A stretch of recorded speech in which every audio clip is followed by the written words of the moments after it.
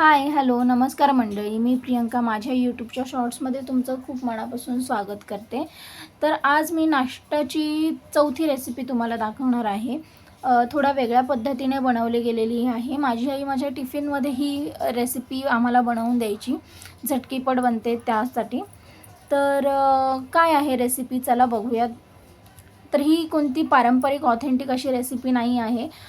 एकदम साध्यासुध्या पद्धतीने बनवली आहे. लहान मुलांना भरपूर आवडेल अशी. कढईमध्ये तेल घ्यायचं आहे, त्याच्यामध्ये जिरा, कढीपत्ता आणि मिरचीची फोडणी द्यायची आहे. चांगली परतवून घ्यायची आहे.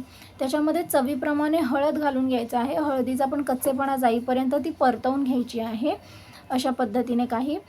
तर त्याच्यामध्ये भिजवून घेतलेले साबुदाणा घालून घ्यायचे आहेत आणि चवीनुसार मीठ घालून घ्यायचं आहे. तीही परतून घ्यायची आहे. 5 मिनिटासाठी झाकण ठेवून आधीमध्ये हलवून घ्यायची आहे. चांगली ट्रान्सपरंट होईपर्यंत. खूप चविष्ट बनते, नक्की करून बघा. मुलांना, लहान मुलांना खूप आवडेल. उपवासाची खिचडी नाही आहे ही. उपवासाच्या खिचडीची रेसिपीसुद्धा मी यूट्यूब चॅनलवर ऑलरेडी अपलोड केलेली आहे. एका माणसाच्या प्रमाणात ही मी बनवलेली आहे, फक्त व्हिडिओ करता. कशी वाटली रेसिपी नक्की कळवा मला. कमेंटद्वारे तुमचा अभिप्राय द्या.